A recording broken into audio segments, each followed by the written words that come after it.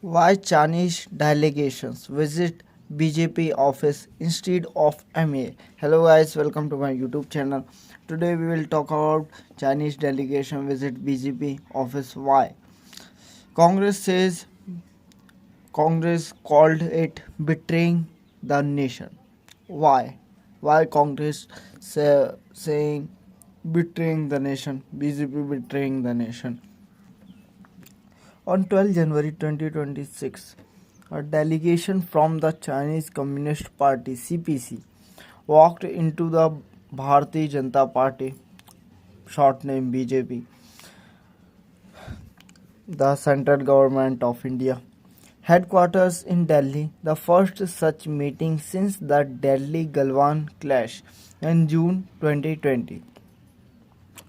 The visit caught many by surprise, with opposition leaders like Congress calling it anti-national. Well, analysts wondered why a ruling party and a foreign communist party were talking at all. How did a communist party and right-wing party become mutually beneficial for each other? That too when they come from countries often described as strategic rival.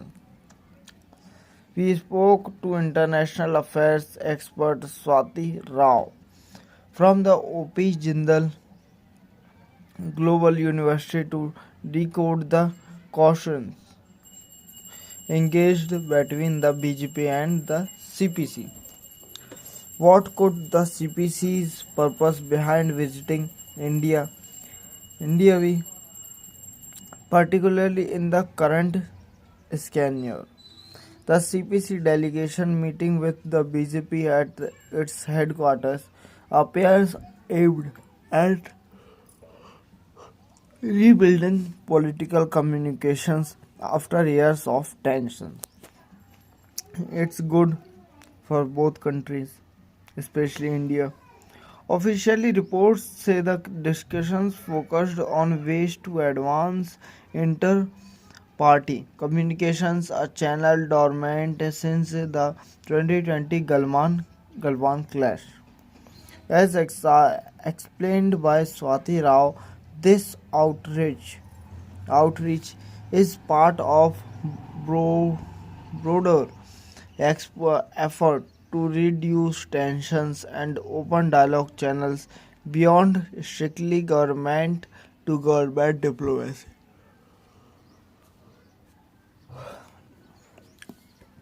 She noted that meeting at a party office rather than a formal diplomatic setting signals the CPC's interest in ideological understanding and direct political engagement.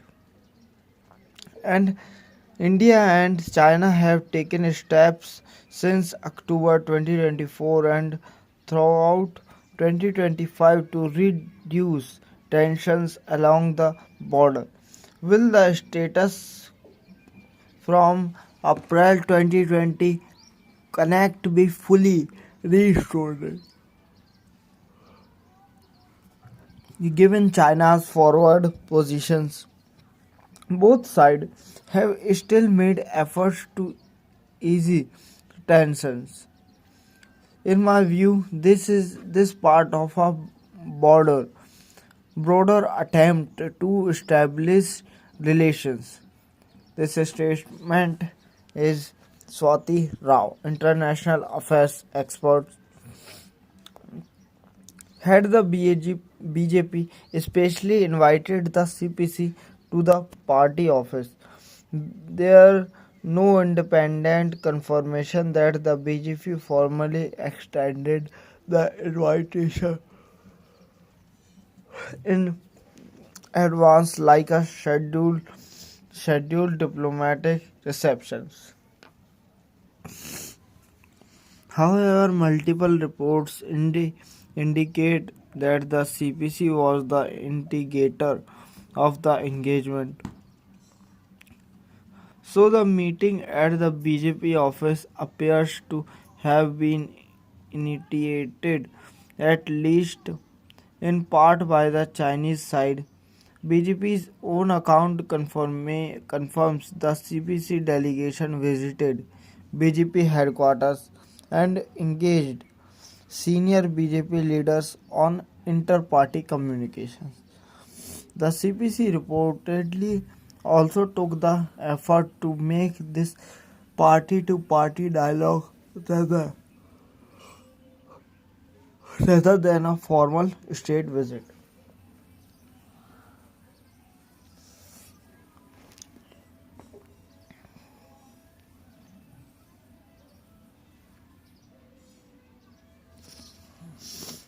The meeting was understood to have been organized at the CPC's request to resume dialogue after a long break since the 2020 Galwan clash. Officials from both parties describe it as advancing communication between the two ruling parties and two ruling countries. The CPC delegations reportedly extended an invitation for future visits. How foreign officials enter India, the usual protocol. Who clears the visit? So India Ministry of External Affairs MEA. What's required? So diplomatic or official visa before travel, valid diplomatic and service passport. How visits are routed? So official programs coordinated via embassies or MEA. MEA means Ministry of External Affairs. A meeting typically held at South Block or government venues. On arrival, entry through designated international parts. Long stays requires formal resi- registrations. Political meetings are usually state to state, not party to party. But Congress always say party to party. How are party to party dialogues different from formal state visits? So party to party dialogue and formal state visits serve very different purpose, even though both involve political actors. Party to party dialogue held between political parties, not government, not just government.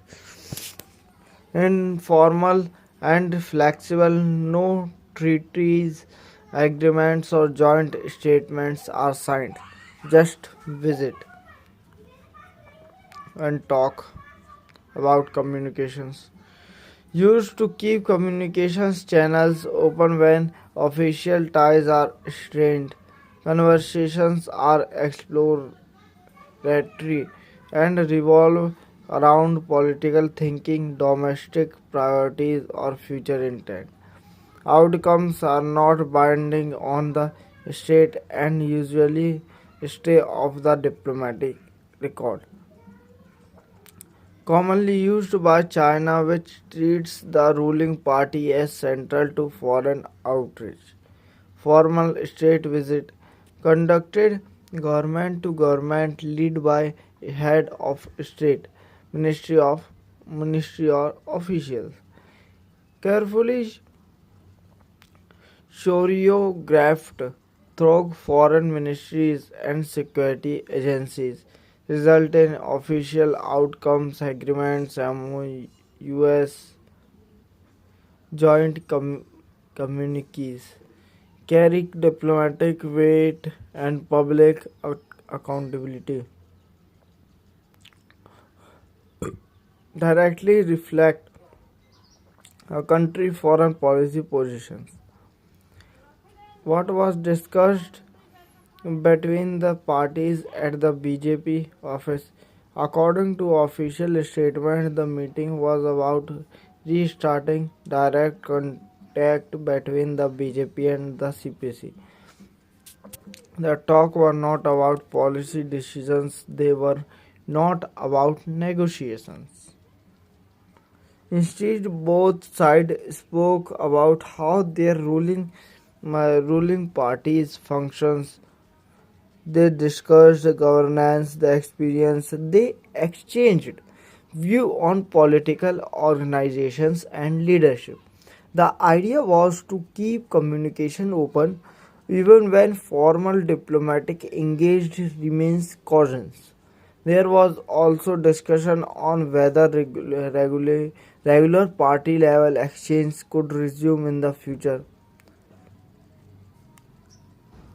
This would allow dialogue to continue outside official government meetings. Why did they not go to the South Bloc? So the delegation did not visit South Bloc, India's official foreign ministry headquarters and MEA,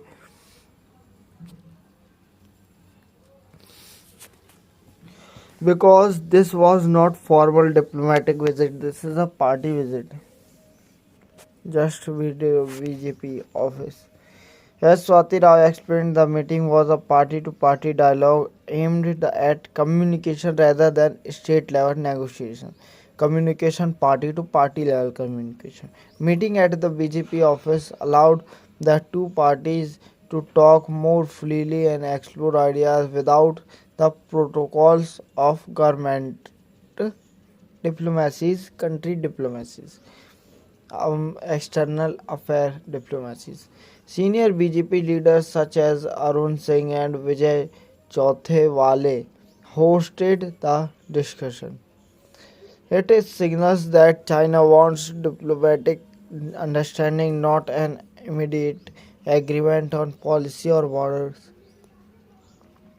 Why could the Congress treat this meeting as a treason? Because it's Congress nature.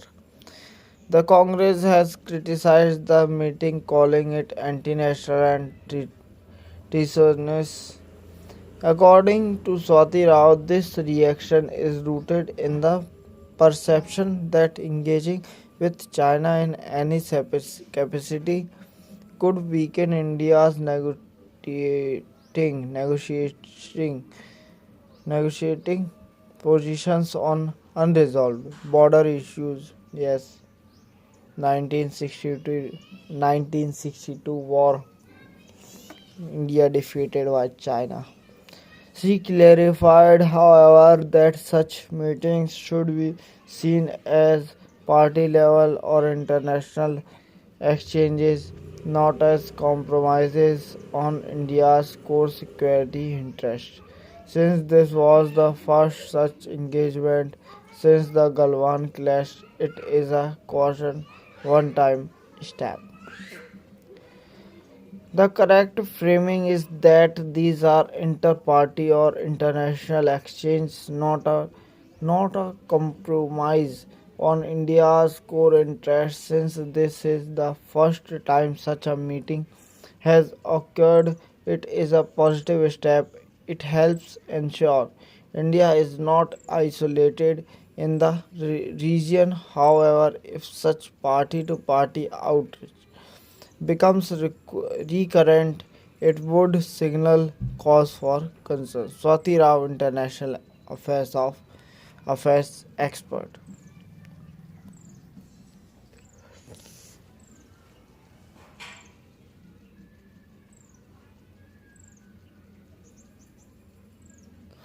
Is there any mutual benefit between the BJP and the CPC?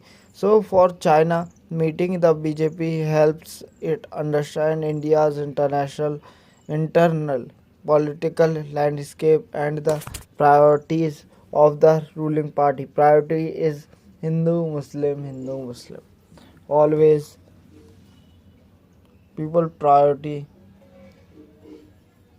always Hindu and Muslim. For India, engaging politically ensures the country is not isolated, which is critical given ongoing border disputes. An overhead satellite view of Galwan Valley.